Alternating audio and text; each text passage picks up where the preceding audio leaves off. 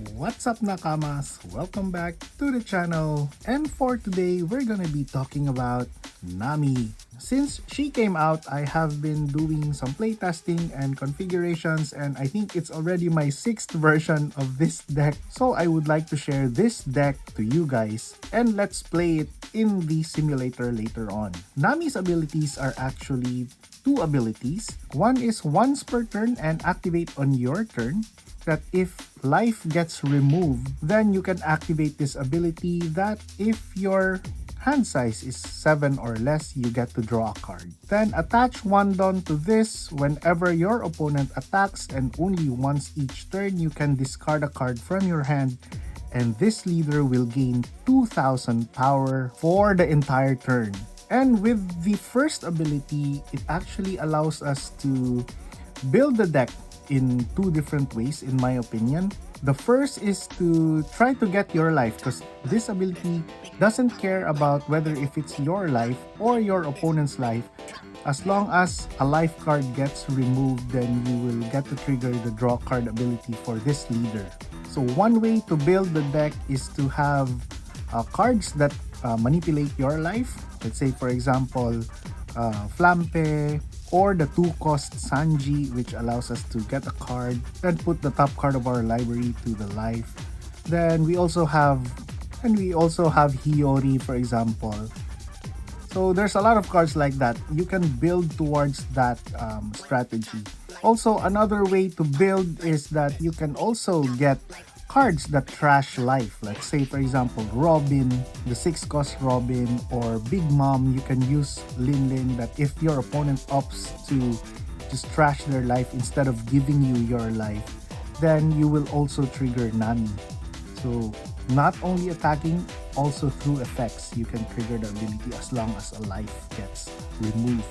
So the deck list is my personal preference, and this is just the list that I find the most success with, whether it is in my local tournament or in the simulator. So without further ado, let's see my deck list. Alright, so for the deck, so first things first, I'm running 3 copies of Nojiko. In the early game, it's like a setup or some ways to generate tempo. Next, we are running 4 copies of Vivi. So what's good about Vivi is that our leader is a multicolored leader, so we get to draw 2 cards from her. And in the early game, you can just fill your hand with draws from Vivi, and it will still be enough. You'll get to like 6 or 7 cards, and you will still be able to trigger the draw for your Nami, because this will check like 7 or less. Next, I'm running 4 copies of Hiyori. So this is a 2k counter, and at the same time it can get your life, and you get to set up your next life. So one of my favorite targets for this is actually Soul Pocus, which I will feature later. So set this up in the top deck, so you will basically have Linlin effects at the early stage of the game. And at the same time, what's good is that the act of getting your life through Hiyori, then you will draw a card with Nami's ability. Then I'm only running 2 copies of Pudding. Still very good card since I'm running blue, and in certain matchups this can be an all-star, so having access to this card is always welcome. Of course, we are running yellow, and one of the best triggers for yellow is actually Bege. So it's a 2k counter, and its trigger is one of the best in the game. Actually disables one character or leader from attacking this turn. And since you have access to Hiyori, you can set this up at the top of your deck anytime you want. Next, 4 copies of Kikunojo. Kikunojo is actually nice because cards with trigger in this deck you can set up with Hiyori, and it is a 6k attacker. There's a lot of Aomurasaki Luffy, the blue-purple Luffy now. I really like it to set up an early Kikunojo in that matchup, since they are only 3 life, and it will become very difficult to deal with that deck the longer the game goes. And what's good is that you're able to run like multiple counterless cards because of Nami's ability, wherein you can just discard this and they will act as like 2k counters for the rest of the turn. The next, I'm running 4 copies of the 5-cost Katakuri from the ST20 starter deck. I play this because this allows me to tap out on my 5 Dawn turns if you are playing first. You will drop a 6k blocker and you will attach 1 Dawn to your leader so you can attack also for 6 on that same turn. So I think it's very good for Nami. Next, I'm running 4 copies of Nico Robin. I really love this card in the deck. That's why I'm running 4 copies of this. So you can drop this for 6 Dawn and it will trash your opponent's life card if they have 3 life or more. Then again, trashing 1 card directly from your opponent will trigger your leader's effect and you will get to draw a card. So really nice. 4 copies of the 7-cost Linlin. Of course, if our opponent will choose the trash option, it will still trigger a draw card for us. So it's really good. And if not, we can gain 1 life. And we will have a very big body that we can attack next turn. So I'm only running 2 copies of the 8-cost Luffy. Again, I think this is very good for Nami because you can drop this for 8 even if you tap out in your 8 Dawn turn, and you can just attack with this, bounce something from your opponent, like bounce a blocker, or you can bounce your Hiyoris to recycle. And what's good is that it attaches 1 rested Dawn to your leader as part of this effect. So even if you tap out, you will still have that 1 Dawn to activate her defensive ability. So Luffy is really good in this deck. Then running 2 copies of the 8-cost Katakuri. I believe this is a very good utility card. So if we have access to it, I usually use it. And yeah, one drawback for this deck is that we actually don't have a lot of removals for my current configuration. And I think this is one of the all-stars of the deck. The 8-cost Kid, I'm running 3 copies of these. Usually in the late game, like when your opponent has like that very last life, then this take cares of it, because this is like unconditional damage when it drops. So you can just attack with your other big creatures after you get that very last life. Also, the end of turn effect will be very handy when you will have a lot of counterless cards. To filter your hand will always be welcome in this deck. So for the events, I'm running 4 copies of Slave Arrow. This will give your leader plus 4k, but you need to return a cost 2 or more character to your hand. And what's really nice is that we have a lot of utility cards here that we will get to recycle. Its trigger is not bad actually, so you get to draw 2 cards and put 2 cards from your hand on the bottom of your deck, so it's kind of like a filter. Next, I'm running 4 copies of Soul Pocus. So basically, it's just 4 additional 7-cost Linlin. So the effect for this is pretty much the same as Linlin. But what's really good is that we can set this up earlier by using Hiyori. So I think these two, it's a pretty good combo. Last but not the least, I'm running 2 copies of Red Roc. So this is to just deal with big creatures from your opponent. So you're gonna be expecting in the current meta blue-purple Luffy, their blocker is actually an 8-cost, the new Katakuri, the 8-cost one. So you will definitely need some Red Rocs to get rid of like big blockers. So that's it for my deck list. Let's see this deck in action. Okay, so we are against Smoker. So this is a pretty good mulligan hand for us. So at the start, we get to Hiyori. We didn't get any Soul Pocus, and pretty much anything in our hand is just okay to return at this point. So I returned Kid.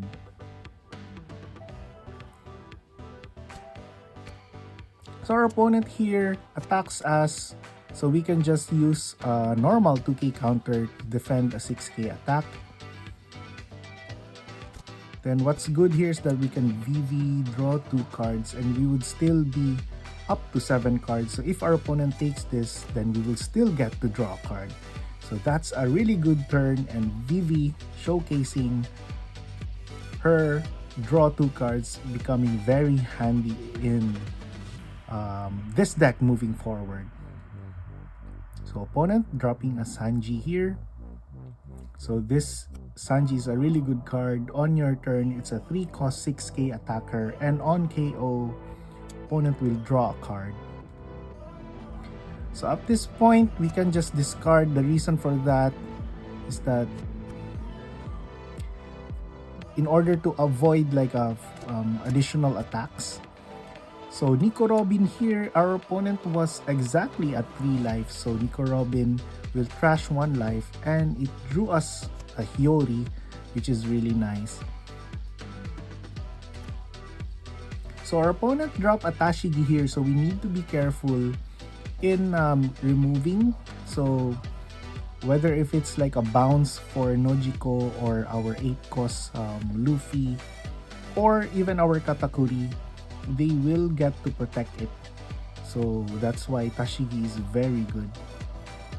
So at this point, we had multiple copies of Nojiko, so I opted to just use it to defend.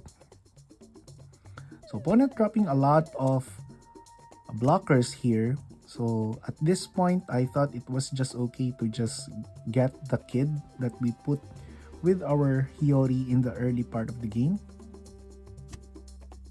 Okay, opponent trying to get rid of our Robin there. So up to this point, really wanted to use Kid here, but since our opponent has multiple blockers, so we just opted to just go aggro here and try to remove some cards in their hand. So let's remove that. So again, the beauty of Luffy here is that even though we tapped out, we can still put 1 Don to Nami to activate her defensive ability on the next turn. So I attacked to a 7k there. So it's usually, if it's your leader, whether you attack or not, it won't make a difference.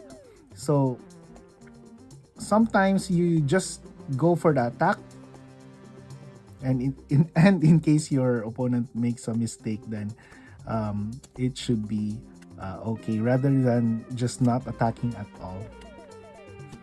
So we activate our leader effect here, but our opponent dropped an 8 cost Kid. This is really good against us. And not to mention dropping a Tashigi there, remove all our hopes for removing the Kid normally with Katakuri. But we do have an 8 cost Luffy here. We can just bounce Tashigi. We are not able to put any Dons to our leader, but that's okay. At least we can now freely put the Kid onto their life using Katakuri's effect. So let's try to attack this. So they blocked it. Again, Chopper, really good. What a good blocker.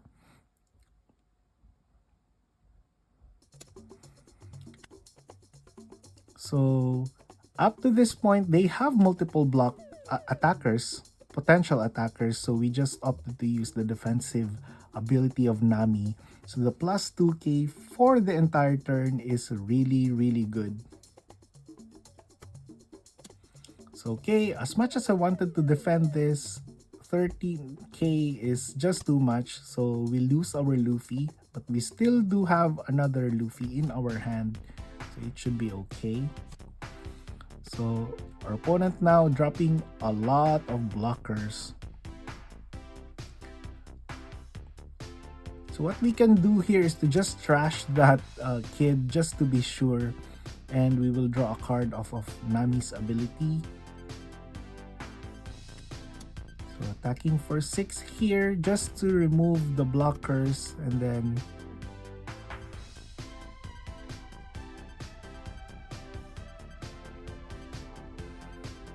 it will get blocked anyway, so I just opted to go for life here. And Kid with the filter effect allows us to draw and discard that same card, Kikunojo.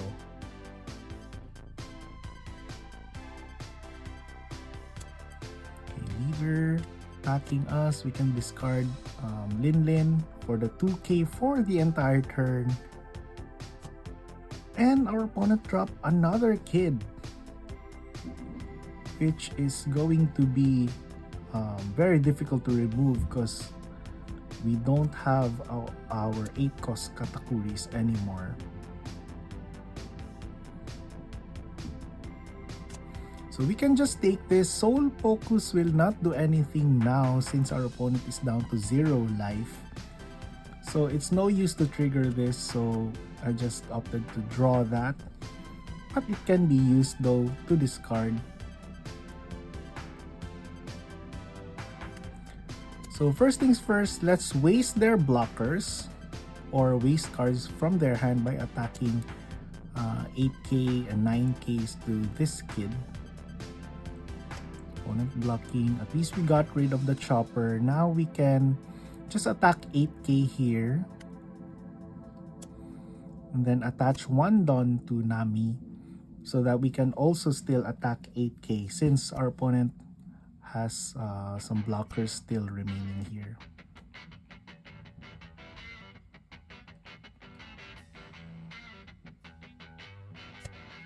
So yes, so they defended that and we still attack their 8 cost kid.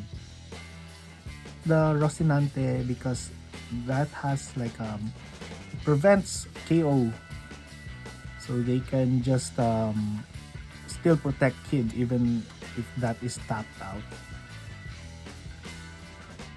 So up to this point, they need to remove their our big creatures, or else we can just go through him or her in the next turn. So they needed a blocker here, but they didn't get any blockers, so we can just win next turn. Yep. So this is my current deck list. I would be happy to feature this against different matchups in the future, so let me just save that for another video. For a deck to be successful now, you need to practice a lot versus the blue-purple Luffy, which just got out and very good. And I think in the overall meta for now, this is the list that I currently have the most success with. So I'm sharing these guys to you. Feel free to edit this and make it your base for Nami. If you have other successful lists for Nami, please do let me know in the comment section below. I would be very happy to check your list out and continue to improve this list. So I'm currently on my 6th iteration already, and hopefully we can make Nami very good. So that's it for this video. If you're still watching up to this point, then you're not just a nakama, but a super nakama. And thank you very much for the continued support. Again, thank you very much for watching. Have a wonderful day and see you in the next video.